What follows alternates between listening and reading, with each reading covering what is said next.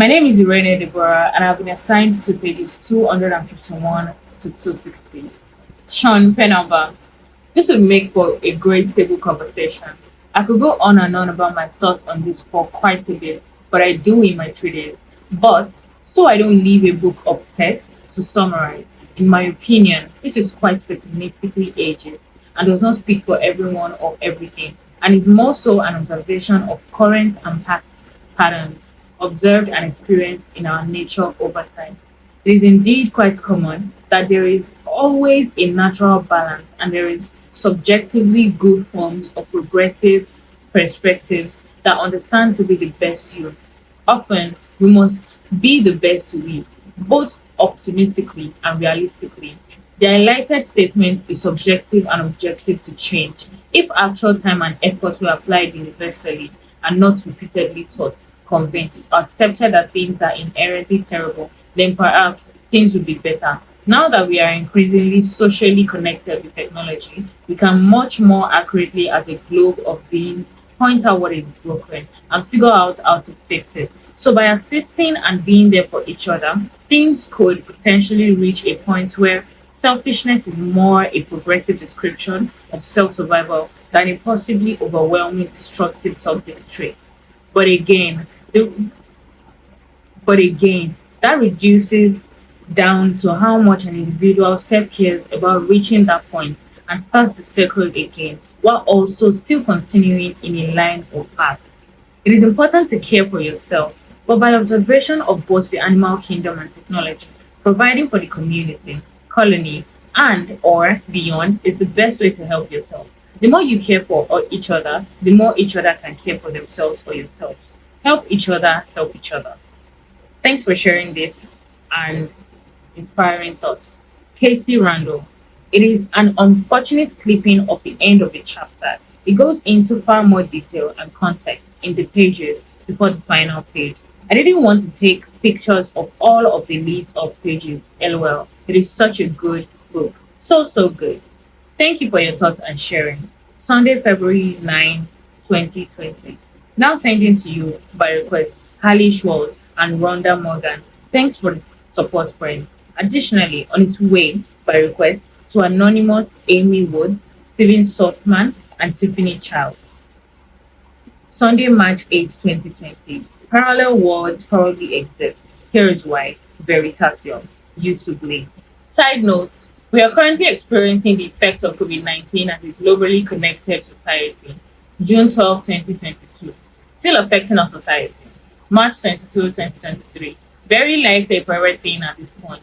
June 12, 2024. Still here and seems like the American society has pretty much accepted it as a new common code. Wednesday, March 18, 2020. Transferring to Brian Metz for his support to drawbook.net. Thanks for helping keep the site alive.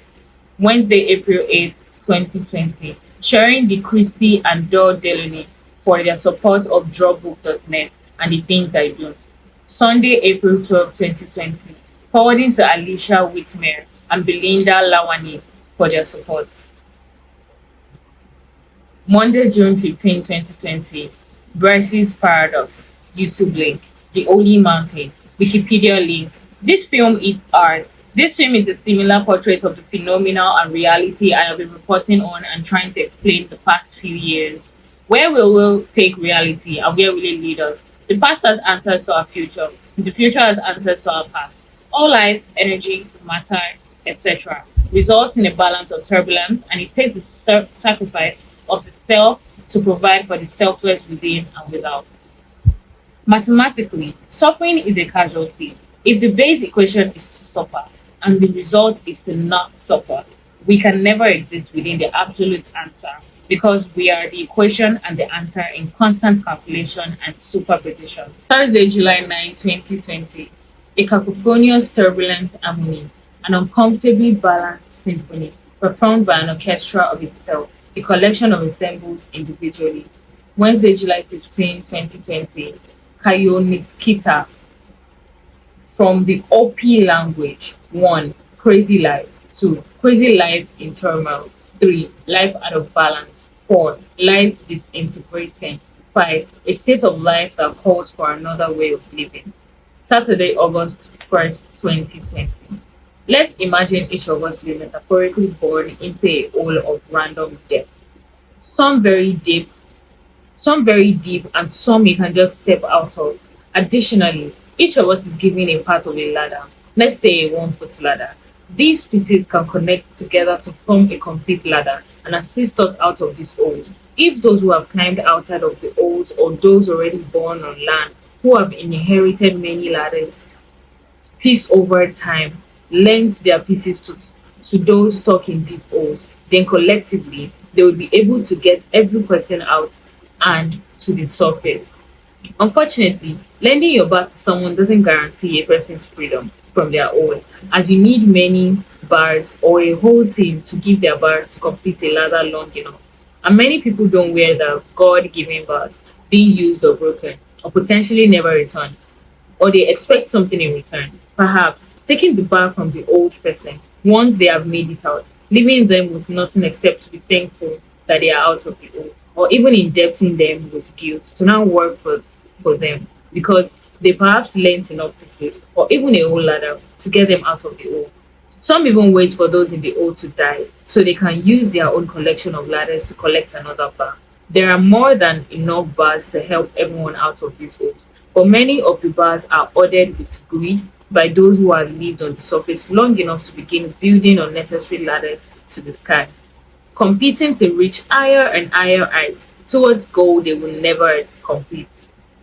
And those who live at the tops of these sky towers look down every day at all the people stuck in holes and do nothing except distance themselves further and dump their waste onto the ground from above. The end. And also the beginning of whatever comes next or results in June 12, 2022. There are also those who will enjoy their hole and who wants to come out, which is absolutely fine. The importance is the choice and or ability to exist beyond your hole. If you desire so, and that we should never just be stuck or forced into a hole with no escape, or be without the knowledge that you could escape if you wanted. The options are always there, unless manipulated away. Each hole is a hollow, and the oligarchy never ends. No metered or physical barriers are just constructs that are a bit more difficult to get around. Tuesday, August 4, 2020. Ubuntu. I am because we are. Wikipedia link.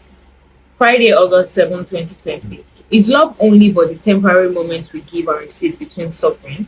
Why is it those who suffer or have suffered are mostly the ones connecting support or supporting others? Constantly or occasionally, people in time and effort in a Sisyphean attempt to overcome suffering. In moments of overwhelming loneliness, depression, suffering, etc. When we greatest need to reach out for some form of assistance or comfort, it is always a temporary support others feed you with or don't to alleviate some need or want easily, selfishly, or selflessly. Additionally, most of the people who reach back are also usually ones who also suffer to have suffered, and more often than not, with only some sort of advice on how temporarily get through it. And the revolutions of those moments through time eventually return to you, someone or something else, and success becomes an unreachable illusion or holy mountain. To reference Sisyphus again, the top is seemingly there but unachievable, and even if achieved, is only temporary relief of suffering. So, what more can you do but live in that suffering and temporary moments of non suffering? I also personally feel that when I dive into this deep of discussion with people who offer the opportunity, the influence, it has sometimes more negative than positive, even if neutral. And again, it's eventually just a temporary solution of some form of optimism with which we attempt to find meaning, purpose, and comfort until eventually revolving to those points again. All of this continues in a loop of these moments that we are only able to temporarily alleviate with optimism or love or omission. So, nihilistically, we continuously give each other optimistic temporary meaning and comfort until reaching the point of moodiness. And then again over time, during this moment, attempt to find some other meaning, comfort, or way that justifies a will or solution to keep going. Continuously attempting the struggle of finding, giving, or receiving love in the climb or journey. And that's why I think, for now, my original question holds true that love is the temporary moments we give, receive, feel between suffering that keep us going, and repeats itself in a way that again with Sisyphus, you are pushing the same stone up the same hill, and you remain a similar person, though all are constantly changing. So as time continues, the stone, hill, and yourself are like the sheep of Cepsus, where old is replaced with new, while they are still the same or similar. They are also not as there is experience within all, and that makes it different while still being a form of same. Just as no man ever steps in the same river twice, for it is not the same river and it is not the same man. But you will still forever be pushing the same stone up the same hill, and you are only able to have moments of temporary hope within the climb until the stone rolls down the hill. Again, you have to keep going by beginning anew. June 13, 2024. Everything at every cerebral moment becoming a yaw of the past and future self. And even if you were able to walk away from the stone, you will still be metaphorically climbing another hill or resting upon it until you are able or willing to continue. Temporary relief is eternal suffering. There is no real solution until morbidly death, when you can exist outside of the climb, but then your influence within life is limited. As great as the future can be, it is also a bit depressing that all we can do is keep going until the next temporary moment, and the variety of suffering we each experience is also so imbalanced that it is frustrating, depending on your level of empathy. I understand that there is purpose to everything, even to suffer. It is just disheartening that the reality we exist in, some choose to allow each other to suffer, and those who can make the most change and provide greater relief are unable to see outside of their privilege and feel little need to offer assistance or attempt great change because things are fine for them. And sadly, those of us who suffer or have suffered rarely reach that level of ability to provide long lasting and impactful change, as there is so much friction against it. And so often, we see those who make it get lost in that privilege. Perhaps it reduces down to our perception and reaction to suffering, as it seems we are able to experience love within our suffering, even if only temporary. For now, it seems all we can do is keep existing, experiencing, and reacting until we don't, and do whatever we can, whenever we can, until we can't. June 12, 2022. We're meeting in the cremation while holding hands with no mission. June 18, 2024. One must suffer through the bad times to be rewarded with the opportunity to experience good times. Both or all are gifts. If you seek help, you will likely find some form of it. If you only seek reception to your complaints, you will likely hear resistance is futile in response. Thursday, August 20, 2020. Now connecting these documents to Jenny Wedby at the Monroe Institute and possibly anyone she forwards it to. August 23, 2020. More writings to consider that reflect a lot of what I've been attempting to explain to whomever is reading these thoughts I've been presenting. Tao Te Ching Leo 2. YouTube link: The Secret Oral Teachings in Tibetan Buddhist Sects. Alexander David Neil. Link. Yesterday, I finished reading Astavakra Samhita by Swami Nitya Swarupananda. I have been exposed to the ideas of the Atman and the Brahman, but this was my first experience into a deeper dive into the subject. Similarly, it appears that my description of form is very similar, if not the same, to those concepts. Atman being an individual olon constructed of many olons, that is, your body and the cells to the atoms and beyond. It is constructed of the Brahman being the infinite Olaki, and all and everything, the true self. With my intuition suggests to me, furthers, what I have been suggesting to you, reader, all along. That is, as I continue or have continued my investigation into funk, that it is or has been guiding me or us and revealing itself to me or us across time in order to further understand it myself or ourselves, and to be able to translate the information that I find to others on similar journeys in the future. I or we have been genetically drawn to this moment and those moments of synchronicity through ceremonial within and without our Millennian natures. Today, when I shuffled a playlist I have been compiling for music that popped into my ex 2024 Spotify link, the first song to play was a track I had composed back in 2021 titled Atma Brahma Funk Synchronicity.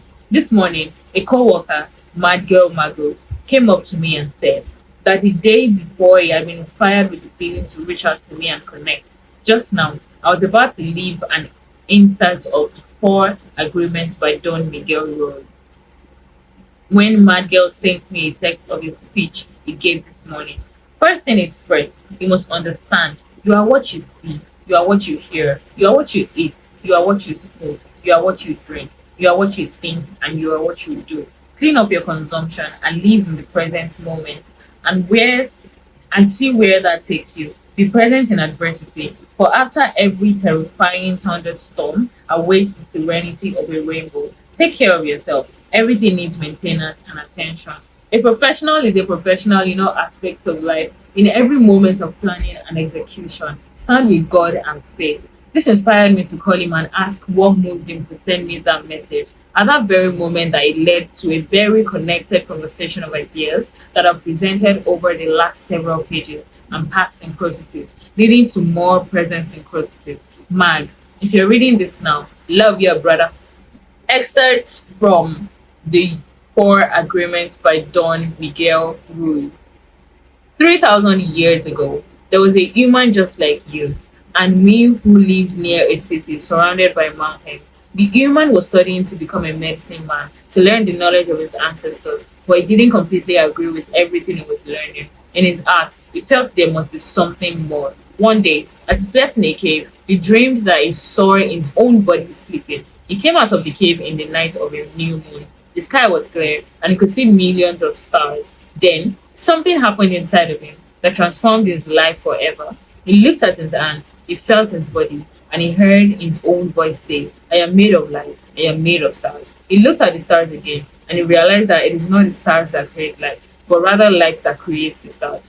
Everything is made of light, he said, and the space in between isn't empty. And he knew that everything that exists in one living being, and that light is a messenger of life, but it is alive and contains all information. Then he realized that although it was made of stars, it was not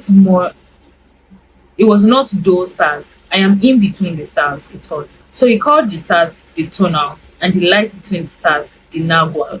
And he knew that what created the harmony and space between the two is life or intent. Without life, the tonal and the nagual could not exist. Life is the force of the absolute, the supreme, the creator who creates everything.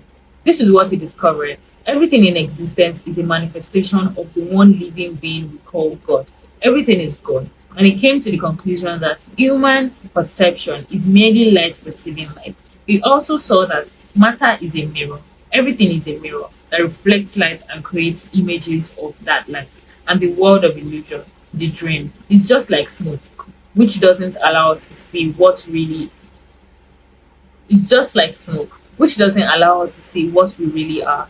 The real us is pure love, pure light, he said. This realization changed his life. Once he knew what he really was, he looked around at other humans and the rest of the nature and was amazed at what he saw. He saw himself in everything, in every human, in every animal, in every tree, in every water, in the rain, in the clouds, in the earth. And he saw that life makes the tonal and the nagual in different ways to create billions of manifestations of life. In those few moments, he comprehended everything. He was very excited and his heart was filled with peace. He could hardly wait to tell people what he had discovered. But there were no words to explain it. He tried to tell others, but they could not understand. They could see that he had changed, that something beautiful was radiating from his eyes and his voice. They noticed that he no longer had judgment about anything or anyone. He was no longer like anyone else. He could understand everyone very well, but no one could understand him. They believed that it was an incarnation of God, and he smiled when he heard this and he said, "It is true, I am God, but you are also God. We are the same, you and I. We are the images of light. We are God." But still, the people didn't understand him. They had discovered that it was a mirror for the rest of the people, a mirror in which he could see himself. Everyone is a mirror, he said. He saw himself in everyone, but nobody saw him as themselves. And he realized that everyone was dreaming, but without awareness, without knowing what they really are. They couldn't see him as themselves because there was a wall of fog or smoke between the mirrors, and that wall of fog was made of the interpretation of images of light, the dream of humans. Then he knew that he would soon forget all that he had learned. He wanted to remember all the visions he had had. So he decided to call himself the smoky mirror so that he would always know that the matter is a mirror and the smoke in between is what keeps us from knowing what we are. He said, "I am the smoky mirror because I am looking at myself in all of you." But we don't recognize each other because of the smoke in between us. The smoke is the dream and the mirror is you, the dreamer. This is all very similar to what I've been describing to you. How the funk reveals itself to us, how the Atman is a smoky mirror to the Brahman. We are all God, we are all Brahman, we are all funk. Refer back to the page, refer back to the image on page 239. It's predicted to be bad weather tomorrow. So I went outside to move my car into the driveway, and somehow, while the screen was turned off, in a very loose fitting athletic short pocket, Atman Brahma Funk began playing from my phone. Tuesday, August 25, 2020. Some video discussions to consider. The fog, videos relating to YouTube link. Clean Irene, scientific clues that we're living in the matrix. YouTube link. Emergency theory overview, parts 1 to 6. YouTube link. Isaac Bentov, from the atoms to cosmos. YouTube link. Saturday, August 29, 2020. Spotify link. Wikipedia link. I am you and you are me, and we are everything all together. But at this exact point of time, in our quantum equation and state, we are meeting and interacting across space-time at this exact moment, both on Saturday, August 29, 22:54:07 p.m. and at whatever point in the future that you exist to be reading this right now. Hello from the other side. Keep going, go deeper, exist and investigate and experience your exponential and scientific experience until we meet again at the next point in time, as each other or someone or something else. Every fiber of the universe and beyond branches out in every direction imaginable and unimaginable, even interdimensionally, across time, space, consciousness, and beyond. Your point current comprehensions until the quantum state appears in the expansion of the equation and the version of its now self also does or doesn't. Picture is sphere as one single point, a round dot, expands the radius of that sphere by even a fraction, and the surface and volume expands significantly, and each time it expands results in a new locational expansion of chance or event in and across that location or location. Imagine we are now at that location. If the sphere keeps expanding, eventually the numbers will become so large that the chances of that moment happening again could potentially happen, but in a different quantum state, at an unfathomable point in time to us at this moment. And the sphere increases forever, causing more spheres like itself, but not itself, but still made of itself, like mitosis. Google pixels upon Google pixels upon Google pixels upon Google pixels upon Google pixels, and infinitely beyond, while still existing without a beside, a point outside or beyond itself. But it is also extremely possible that it won't repeat, just as irrational numbers never result in repetition, like the digits of pi never repeating. But even then, pi still appears all over the universe. Even though the digits within may never repeat, it is able to repeat itself or outside forces and are able to replicate it.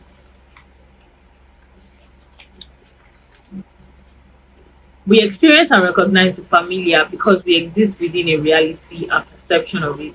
And even if when we experience the unfamiliar, it then becomes familiar or is able to, your current being and the future around and beyond it Directly and indirectly, we are able to teach or communicate with each other the information that we gathered along the way until eventually, with time, our current physical containers expire, dissolve, reduce, entropy, etc., physically and metaphysically, across eons and eons into further than a Planck unit of Planck's unit, beyond manners, where funk become a cerebral unit, until those pieces bond or repel with another distant particle, wave or beyond, and form some other bond, resulting in anything and everything via cause and effect. Every action has an equal and opposite reaction, as well as tangential, parallel, adjacent, internal, external, and beyond. Beyond microscopic and quantum intersecting wavelengths. Imagine looking through a telescope and seeing the past and present, and further and future, much like we do with planets, suns, and stars, in that we only see their past in that we only see their past selves through time and space, and how they exist within the future of our futures, though we are witnessing the past within the present. I've described a lot of this to you before amongst the previous pages, but now, with more information and experience that you have now also experienced in your own perspective and reality, and everything will continue doing that. And I will continue documenting the following results until I'm able and enriches whomever is reading this now. This continuous information will always reach to another at a gain this point, and then through the next, whether directly or indirectly, through some form of influence or knowledge.